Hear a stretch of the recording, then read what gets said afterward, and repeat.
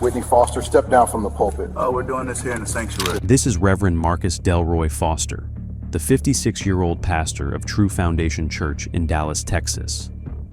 The man who built a 1,000-member ministry on the Word of God is about to be exposed as the architect of one of the largest church property theft schemes in Texas history.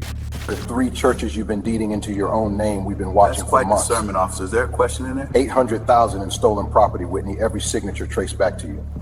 The records told the whole story.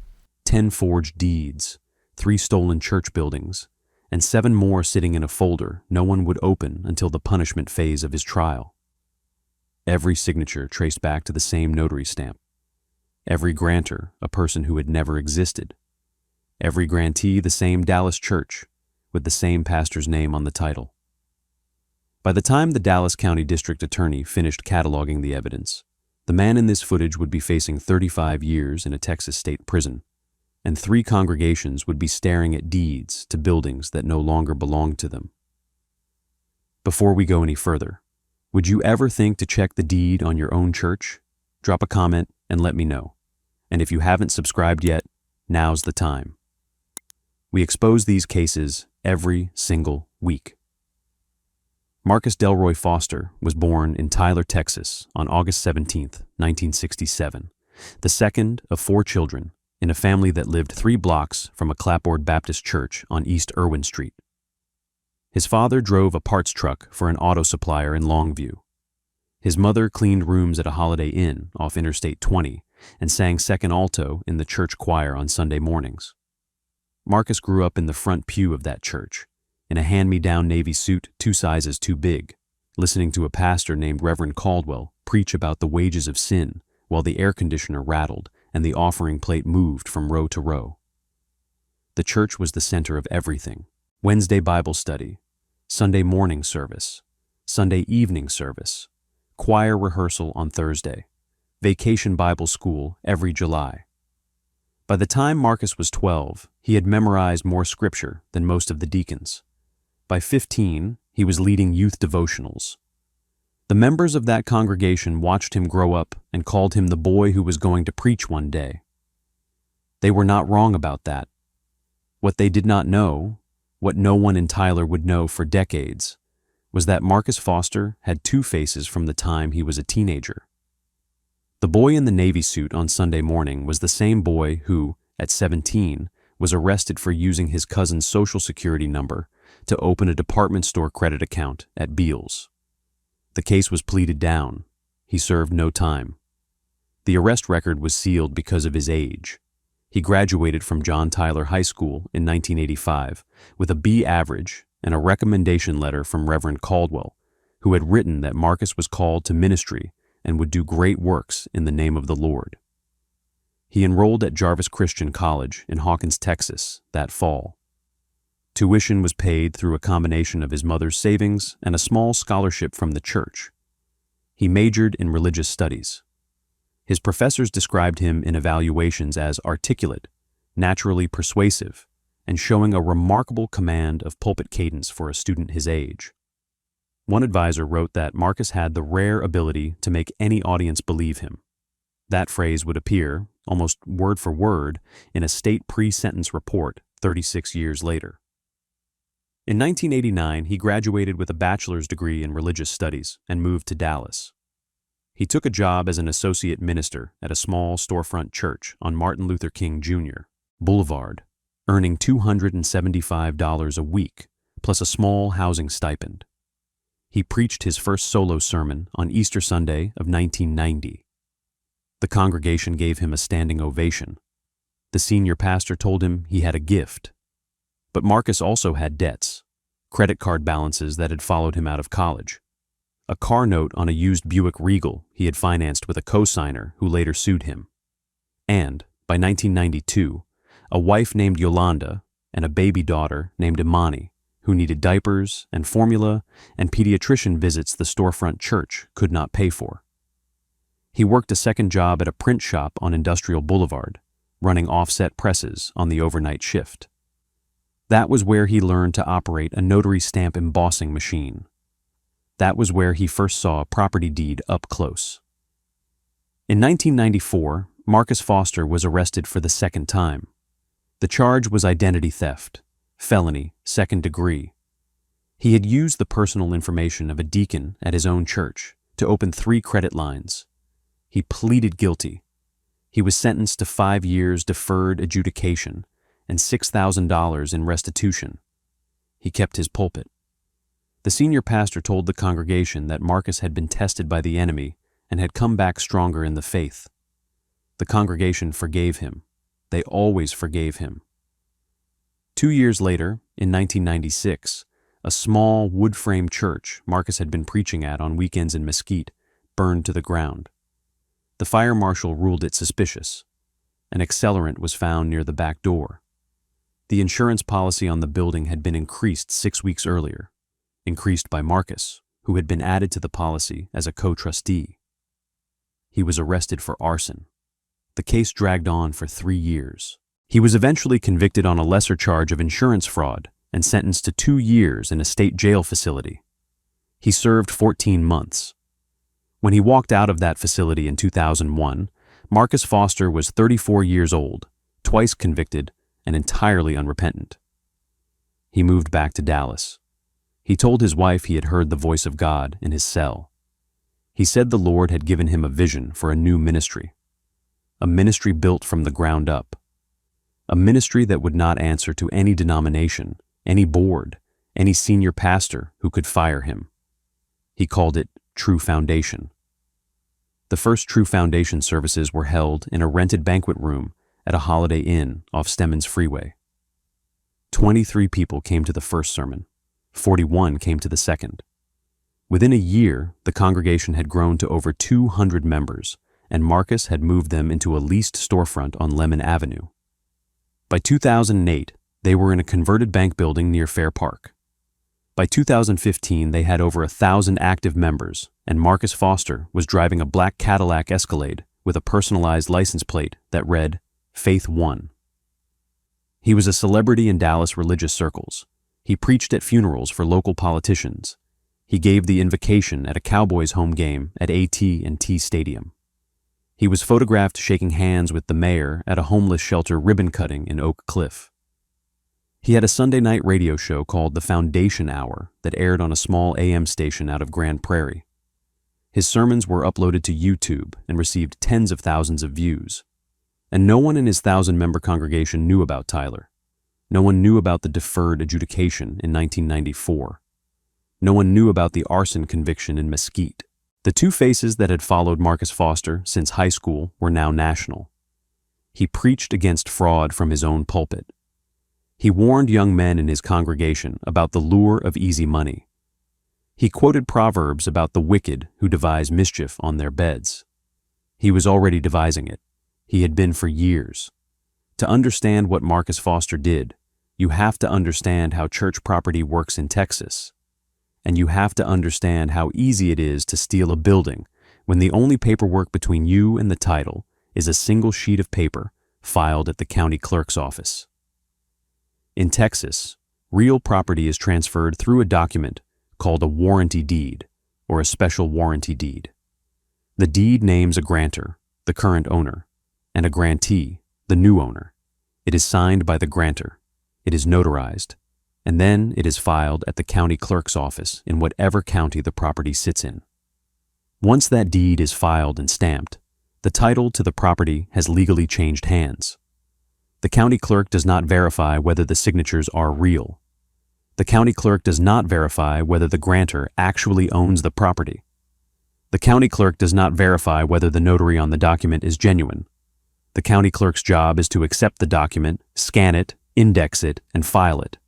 The system runs on the assumption that everyone filing a deed is doing so honestly. Most churches in Texas hold their property under the name of a board of trustees, a corporate entity, or a denominational body. The names of those officers are public record. They appear in state filings with the Texas Secretary of State. They appear in the original deed from when the church bought the property. They are searchable. They are knowable. To anyone with access to a public computer at a county courthouse, the names of every trustee of every church in Texas are sitting there in plain view. Marcus Foster understood that. He had spent 14 months in a state jail facility studying property law in the prison library. He had read every Texas property code chapter that mattered. He had memorized the exact language a deed needed to contain to be accepted by the Dallas County Clerk's office. He knew that a forged deed, properly formatted, would be filed without question. He knew that the only way the fraud would ever be discovered was if the actual church discovered it. And most small churches do not check their deed filings. They check the roof. They check the boiler. They check the offering count. The deed sits in a filing cabinet in a deacon's house, and no one looks at it for 30 years. He also knew something else. He knew that small, predominantly black churches in Dallas County, churches with aging congregations, churches whose original founders had died, churches whose paperwork was stored in a deacon's filing cabinet rather than a law firm's vault, were uniquely vulnerable. He knew that if he filed a forged deed transferring one of those buildings to True Foundation, no one would notice for months, possibly years, possibly never. That was the system. That was the door he walked through. The first deed was filed on March 14, 2017. The property was a small red brick church on a half-acre lot in southeast Dallas called Canada Drive Christian Church. The congregation had 38 active members. The pastor was a 71-year-old man named Reverend Otis Crawford, who had led the church for 26 years. The building was paid off. The roof had been replaced in 2009. The annual property tax bill was $4,127. By any honest measure, the building was worth approximately $330,000.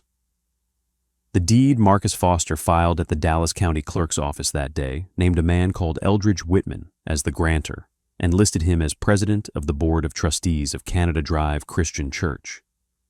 Eldridge Whitman did not exist. The name had been invented. The Canada Drive Christian Church had never had a president of its Board of Trustees by any name. The church had 3 deacons and a treasurer, and that was the entirety of its corporate structure. The deed transferred the property to True Foundation Church for the consideration of $10 and other good and valuable consideration. It bore a notary stamp from a notary named Latrice Holman, whose commission had expired in 2014, and whose stamp Marcus had photographed at a real estate closing he attended as a witness in 2013. He had reproduced the stamp using a photo engraving service in Garland, Texas. The deed was signed in a forged hand that bore no resemblance to any real person's signature, because no real person had ever signed it. The Dallas County Clerk's office accepted the deed without question. The transfer was recorded. The title to Canada Drive Christian Church now belonged, on paper, to True Foundation Church, to Marcus Foster. Reverend Crawford did not find out for 19 months. In November of 2018, Marcus filed his second deed. The target this time was larger. Church at Nineveh, a 64-member congregation in Oak Cliff with a sanctuary, a fellowship hall, and a fenced parking lot together, valued at approximately $420,000. The grantor on this deed was listed as Mother Bernadine Wilkes, senior trustee. Mother Bernadine Wilkes had died in 2011. Her name appeared in an old church program Marcus had pulled from a community archive at the Dallas Public Library. He had found her listed under the heading "In Loving Memory." He used a dead woman's name to sign over a $400,000 building. The third filing came in August of 2020. First Christian Church of Lancaster, the largest of the 3 properties, sat on a corner lot in southern Dallas County, with a sanctuary that seated 300 and a separate 2-story education building. Its tax-assessed value was $704,000. The pastor was a 48-year-old man named Reverend Brian Holloway, who had led the church for 11 years and had inherited the pastorate from his father. The grantor on Foster's forged deed was named Wendell P. Ashcroft, listed as chairman of the trustee board of First Christian Church of Lancaster. There was no Wendell P. Ashcroft. There was no chairman of the trustee board. The church's actual governance was held by a 5-person elder council, whose names were on file with the Texas Secretary of State and were available on the church's website. Foster never bothered to use any of them. He invented Wendell P. Ashcroft because he had stopped being careful. He had filed 3 deeds across 3 years. None of them had been challenged. None of them had been noticed. The pattern of impunity had convinced him he could do anything. By 2021, Marcus Foster had begun to escalate. He filed a 4th deed in February of that year, a small storefront church in Pleasant Grove. A 5th in May, a former Methodist chapel near Love Field that had been converted into a community church. A 6th in August, a 7th in October. He was filing forged deeds at a pace of 1 every 2 months, each one transferring property to True Foundation, each one signed by a fictitious person, each one notarized with a stolen and reproduced stamp. He had begun to use the buildings he stole. He listed Canada Drive Christian Church as a satellite location of True Foundation in his church bulletins. He held a single Sunday service at the church at Nineveh property in early 2021 and posted the photos on his Instagram account with the caption, "Expanding the Kingdom." He took out an insurance policy on the First Christian Church of Lancaster building, naming True Foundation as the beneficiary.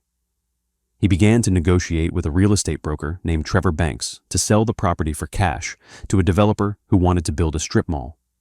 He was not just stealing churches, he was preparing to liquidate them. His congregation knew none of this. They saw a pastor who was expanding his ministry. They saw a man whose Cadillac was new every 2 years. They saw the diamond cross around his neck, and the 3-piece suits, and the way he traveled to revivals in Houston and Atlanta and Memphis. They believed every word of it was the fruit of righteous labor. His wife knew none of it either. Yolanda Foster told investigators later that she had asked her husband twice in 2020 about the additional church properties. He had told her that True Foundation was being blessed by mergers with smaller congregations who wanted to come under his covering. She had no reason to disbelieve him. He was a pastor. She was a pastor's wife. The math of a marriage like that does not always include double-checking. The signs were everywhere. They had been everywhere for years. No one was looking. On the morning of October 11th, 2021, Reverend Brian Holloway sat down at the kitchen table of his home in DeSoto, Texas, with a cup of coffee and a stack of paperwork from the church's annual property tax notice. The First Christian Church of Lancaster had been late paying its taxes the previous year, and Holloway wanted to make sure the assessment was accurate before he wrote the check. He pulled up the Dallas County Tax Appraisal website on his laptop. He typed in the church's property address. The page loaded. The assessed value was correct. The exemptions were listed correctly. And then his eyes moved to a field he had never paid much attention to before. The field labeled Owner of Record. The owner of record was not First Christian Church of Lancaster. The owner of record was True Foundation Church, an entity in Dallas, Texas, transferred via warranty deed filed August 19, 2020. Holloway later told investigators that he sat at his kitchen table for 40 minutes staring at the screen. He thought it was a clerical error. He thought it had to be a clerical error. He clicked through to the deed image. He saw the name Wendell P. Ashcroft. He had been an elder of First Christian Church for 11 years. He knew every person who had ever held a leadership position at that church going back 40 years. There had never been a Wendell P. Ashcroft. He drove to the Dallas County Clerk's office that afternoon. He paid for a certified copy of the deed. He drove from there to the office of an attorney named Janelle Brewer, a real estate lawyer he had worked with on a refinance years earlier. He laid the deed on her desk. He told her his church no longer owned its building.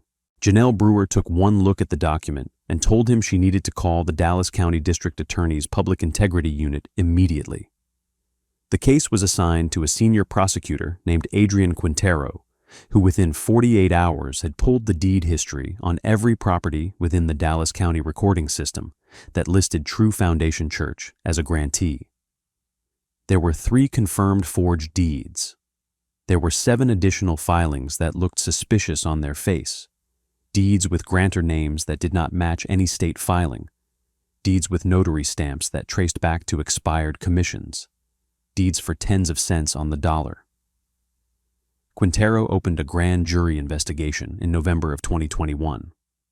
By February of 2022, he had subpoenaed Foster's bank records, his church's tax filings, and the records of every notary commission Foster had ever interacted with.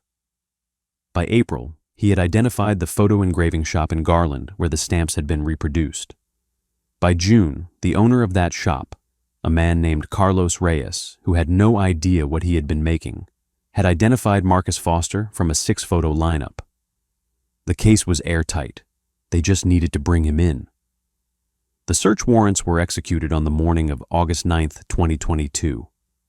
3 teams of investigators served warrants simultaneously, one at the True Foundation Church building near Fair Park, one at Marcus Foster's home in Cedar Hill, and one at a private storage unit Foster maintained at a facility on Westmoreland Road.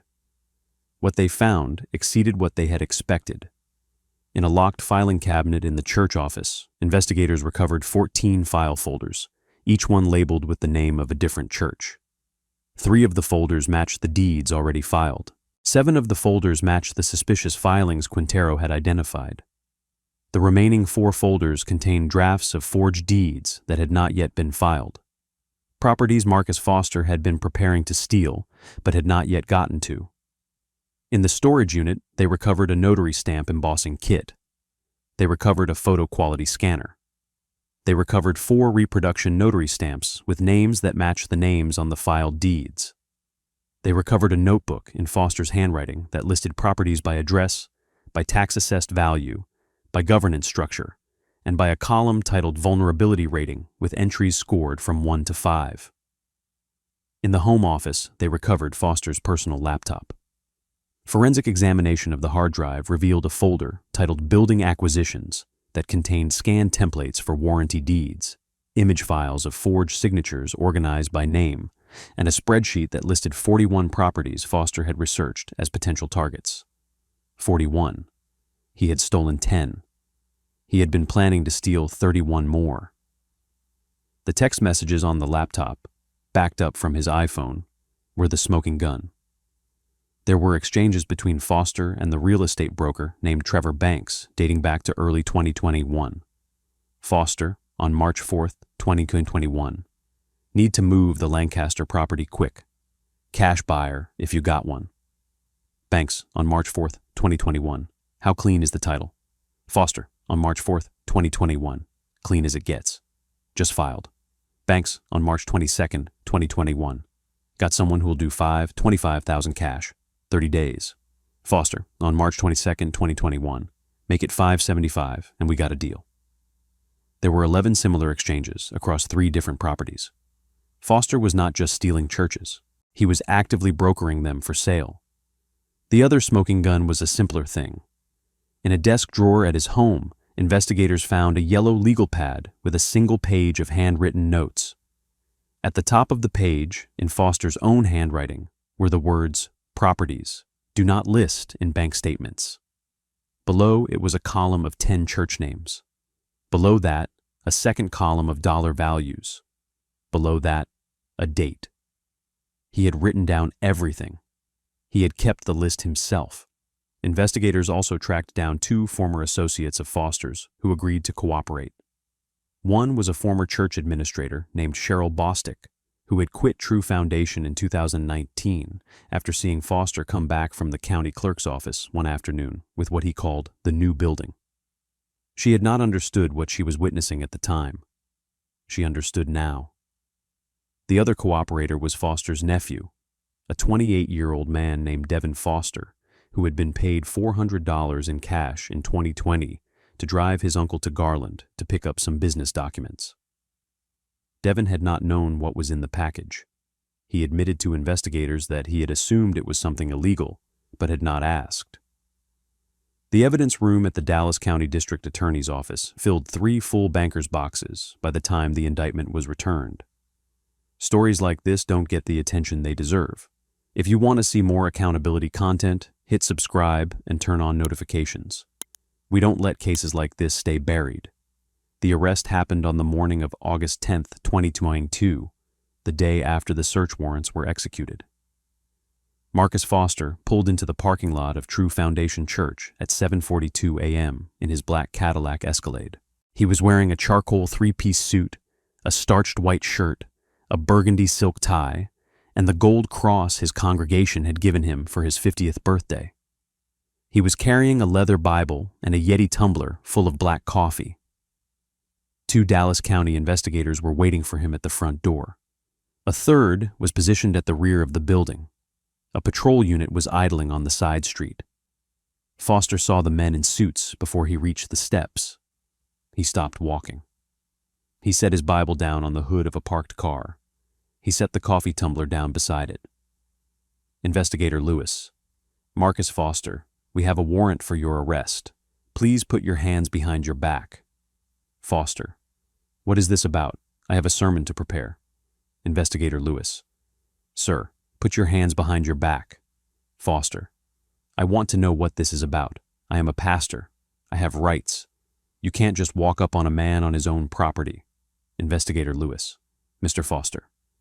You are under arrest for theft of property over $300,000 and securing the execution of a document by deception. Put your hands behind your back. Foster's shoulders dropped. The hand that had been holding the coffee tumbler hung loosely at his side. His eyes moved from the investigator to the front door of his church to the parking lot beyond, where a black SUV had pulled in carrying 2 more agents. Foster. I want my lawyer. Investigator Lewis. Yes, sir.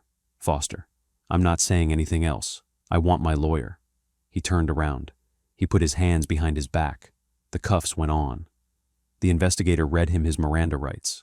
He was walked to the patrol vehicle past a woman who had pulled into the parking lot to drop off bulletins for the Sunday service. She watched her pastor get put into the back of a police car. She did not know what to do with her hands.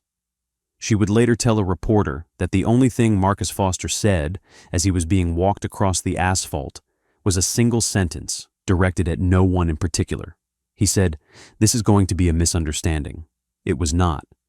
The indictment was returned by a Dallas County grand jury on September 14, 2022.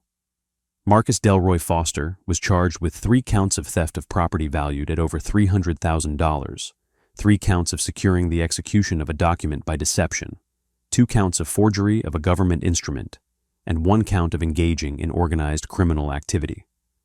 The lead prosecutor was Adrian Quintero.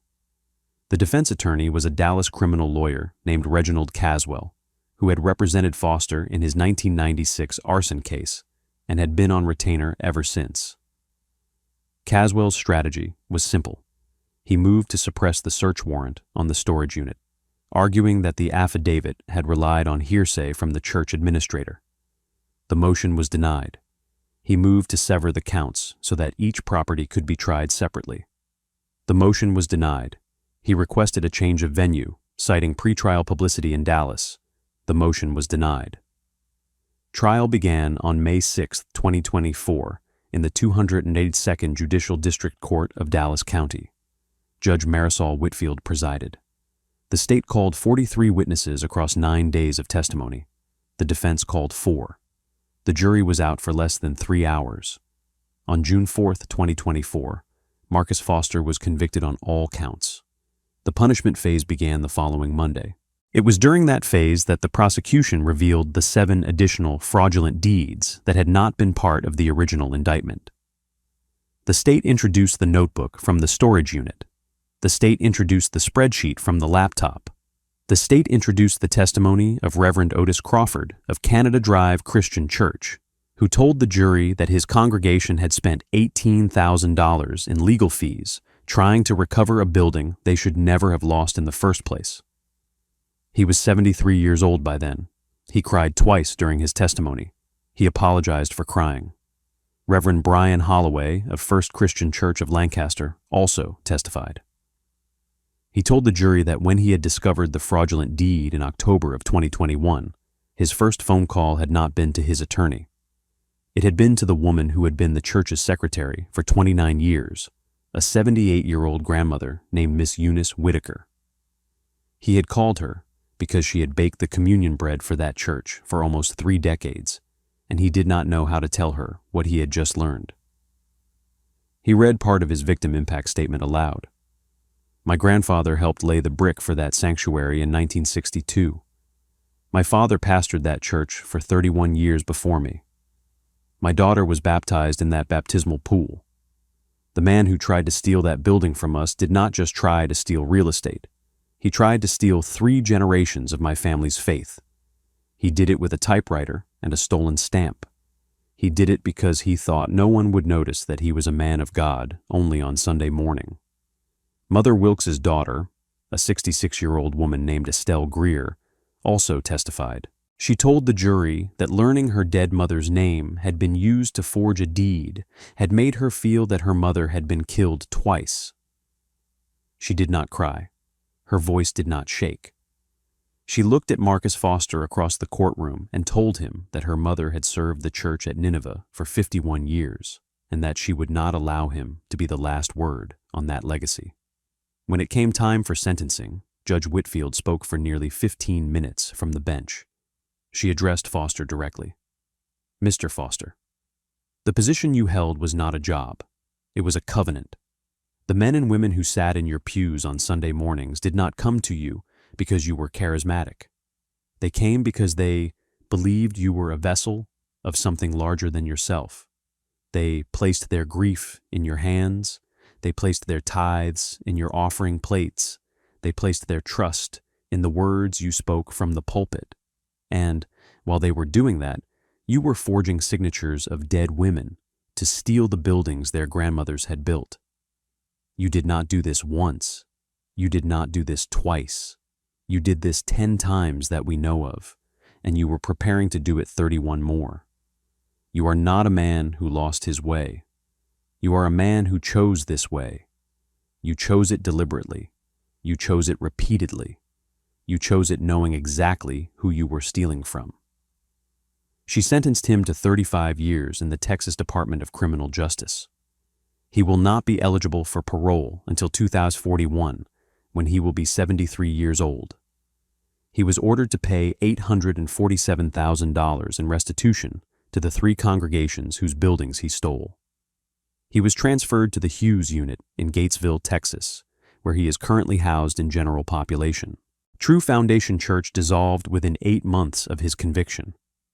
Most of his 1,000-member congregation moved to other churches. A small remnant continued to meet in a hotel banquet room for a while, claiming Foster had been the victim of a government conspiracy. By early 2025, they had stopped meeting altogether.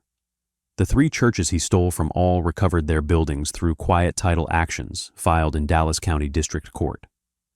First Christian Church of Lancaster paid $16,000 in attorney fees. Canada Drive, Christian Church paid $18,000. The church at Nineveh paid $11,000. None of that money has been returned. Foster does not have it. He spent it all years ago. Reverend Brian Holloway still pastors First Christian Church of Lancaster. He preached a sermon on the Sunday after Foster's sentencing, titled, "The Shepherd Who Was a Wolf." It was the only time in 11 years that his church recorded a sermon and posted it online. The recording is still available. In the 3rd minute of that sermon, he says a single sentence that has stayed with everyone who has watched it.